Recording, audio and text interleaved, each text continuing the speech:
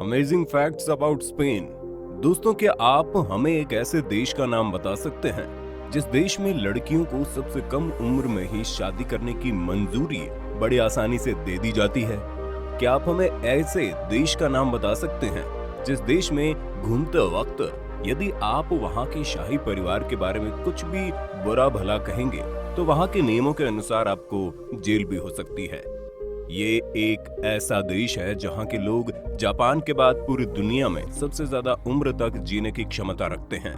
और अगर बात यहाँ के लड़कियों की सुंदरता के बारे में की जाए तब तो आप पूछिए ही मत, क्योंकि यहाँ की लड़कियां इतनी ज्यादा खूबसूरत होती हैं कि उन्हें सिर्फ एक बार देखने के बाद ही आप अपने आप को काबू में नहीं रख पाएंगे। इस देश की एक और खासियत ये है कि आप चाहें तो यहाँ के किसी भी स्थान पर आप अपने कपड़े उतार सकते हैं। दरअसल दोस्तों, आज के वीडियो में हम आपसे दुनिया का एक बहुत ही शांतिप्रिय देश और यूरोप का छोटा सा और बेहद खूबसूरत देश स्पेन के बारे में ऐसे चौंका देने वाले फैक्ट्स बता रहे हैं जिसे जानने के बाद आप हैरान हो जाएंगे। लेकिन उससे पहले आप में से जिन लोगों ने अभी तक हमारे चैनल को सब्सक्राइब नहीं किया है वो जल्दी से नीचे के सब्सक्राइब बटन को प्रेस करके इस चैनल को सब्सक्राइब जरूर कर लें। उसके पास बेल आइकन का बटन है, उसे भी दबा दे। तो चलिए शुरू करते हैं। दोस्तों, जैसा कि हमने अपने वीडियो के एकदम शुरुआत में ही कहा था कि स्पेन की लड़कियां बड़ी सुंदर और खूबसूरत किस्म की होती हैं। यहाँ की लड़कियां इतनी ज्यादा खूबसूरत होती है कि उन्हें देखकर आप उनके प्यार में पड़ जाएंगे। लेकिन एक रिपोर्ट के अनुसार यहाँ की लड़कियां बहुत ही बेवफा किस्म की भी होती हैं। यानी ये लोग प्यार में सबसे ज्यादा धोखा देती हैं। इसलिए अगर आप कभी स्पेन में जाएं और आपको वहाँ की किसी भी लड़की से प्यार हो जाए तो आपको बहुत ही ज्यादा सावधानी बरतनी पड़ेगी, क्योंकि इससे आपका दिल भी टूट सकता है और हम कभी ये नहीं चाहेंगे कि आपके दिल को जरा से भी ठेस पहुंचे। और सिर्फ इतना ही नहीं, एक सर्वे के अनुसार स्पेन की सभी लड़कियां बहुत ही कम उम्र में ही शारीरिक और मानसिक रूप से बहुत ज्यादा मैच्योर्ड हो जाती हैं। यानी कि यहाँ की लड़कियां बहुत ही कम उम्र में ही शारीरिक तौर पर विकसित हो जाती हैं और शायद इसीलिए यहाँ की लड़कियों को बहुत ही कम उम्र में ही शादी करने की अनुमति दे दी जाती है। इसलिए यहाँ की ज्यादातर लड़कियों की शादी सिर्फ 16 साल की उम्र में ही हो जाती है। यानी सिर्फ 16 साल की उम्र में ही यहाँ की लड़कियों को विवाह के लिए एलिजिबल बना दिया जाता है। हाल ही में इस विषय को लेकर दुनिया के सभी देश स्पेन की कड़ी समालोचना भी करते हैं, लेकिन इससे उन्हें कुछ भी फर्क नहीं पड़ता। दोस्तों, क्या आप जानते हैं स्पेनिश लैंग्वेज में आई लव यू कैसे कहा जाता है? जरा सोच के बताइए। वैसे तो यहाँ की लड़कियों के पास ऐसे किसी संबंध में ना जाना ही बेहतर है, क्योंकि इससे आपका दिल टूट सकता है। लेकिन ये बात फिर भी हम आपको सिर्फ इसलिए बताना चाहते हैं क्योंकि प्यार के सामने अब किसका बस चलता है। इसलिए अगर आपको स्पेन की किसी लड़की को प्रपोज करना है तो आपको उसे कहना पड़ेगा यो अमोर तू। हम एक बार फिर से दोहरा रहे हैं, यो अमोर तू। दोस्तों, ये बात आपको काफी ज्यादा हैरानी भरी लगेगी कि ज्यादातर बॉलीवुड मूवीज की शूटिंग भी स्पेन में ही होती है।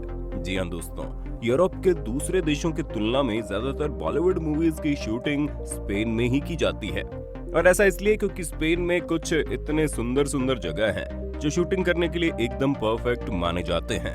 इसके साथ साथ टूरिज्म के मामले में स्पेन का स्थान दुनिया में दूसरे नंबर पर है। आपको ये बात जानकर काफी हैरानी होगी कि साल भर में पूरी दुनिया में करीब लाखों की तादाद में लोग स्पेन में घूमने के लिए आते हैं और स्पेन सरकार पूरे साल में सिर्फ टूरिज्म से ही करीब 44 बिलियन यूरो कमाता है, भारतीय मुद्रा में जिसका मोल करीब 3000 करोड़ रुपए के आसपास है। जी हाँ दोस्तों, 3000 करोड़ रुपए। इसके साथ स्पेन के लोगों की एक और खासियत है, यहाँ के लोग अपनी जिंदगी को पूरी तरह से खुशहाल तरीके से जी लेते हैं।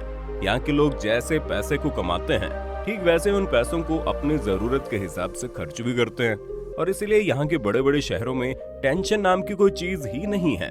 इसके साथ यहाँ का कोई भी नागरिक, चाहे तो एक पुरुष हो या फिर महिला, अब चाहे किसी भी स्थान पर अपने कपड़े को उतार सकता है। जी हाँ दोस्तों, ये बात भी दर्शाती है कि स्पेन के लोग कितने ज्यादा खुले मन के हैं। दोस्तों, स्पेन का नेशनल एंथम भी काफी ज्यादा कमाल का है और ऐसा इसलिए क्योंकि इस देश के नेशनल एंथम में कोई लफ्ज नहीं है। जी हाँ दोस्तों, यहाँ के नेशनल एंथम में सिर्फ म्यूजिक होता है। इसके साथ दुनिया की सबसे ऊंची लाइट हाउस भी स्पेन में ही स्थित है और इस लाइट हाउस का निर्माण करीब पहली शताब्दी में हुआ। दोस्तों, ये बात जानकर आपको काफी ज्यादा हैरानी होगी कि स्पेन में करीब 47 ऐसी ऊंची ऊंची इमारतें हैं जिनकी ऊंचाई आसमान को भी छू सकती है लेकिन हैरानी की बात तो यह है कि इनमें से किसी भी इमारत में लिफ्ट नहीं है। इनके साथ स्पेन के लोग गाड़ी खरीदने की काफी शौकीन हैं, इसलिए तो यहाँ पर लोग हर साल अपने लिए नए नए गाड़ियां खरीदते हैं। दोस्तों, क्या आप जानते हैं कि झाड़ू और स्टेपलर का आविष्कार भी सबसे पहले स्पेन में ही हुआ था। और ये बात जानकर आपको काफी हैरानी होगी कि स्पेन में जितने भी लोग जिस्म फरोशी के धंधे में नियुक्त हैं, उन सबको ही रास्ते में ट्रैफिक पुलिस जैसे कपड़े पहनकर घूमना पड़ता है। और ऐसा इसलिए ताकि रास्ते में चलते वक्त उनकी वजह से कोई भी रोड एक्सीडेंट ना हो पाए। दोस्तों, आपको क्या लगता है, दुनिया में कौन सा देश सबसे ज्यादा आर्टिस्टिक देश होने का दावेदार हो सकता है? जरा हमें सोचकर बताना। चलिए हमें आपको बता देते हैं। दोस्तों, दुनिया का सबसे आर्टिस्टिक देश होने का खिताब भी सिर्फ स्पेन को ही जाता है। और ऐसा इसलिए क्योंकि यहाँ पर 10 में से करीब 8 लोग किसी न किसी आर्ट कल्चर से जुड़े हैं, खासकर पेंटिंग की कला से। इसलिए अगर आपको कभी भी स्पेन में जाने का मौका मिले तो आपको ये देखने का मौका मिल जाएगा कि स्पेन के लोग कितने ज्यादा आर्टिस्टिक किस्म के होते हैं, क्योंकि यहाँ की हर दीवार में आपको बहुत सारे कलरफुल पेंटिंग नजर आएंगे।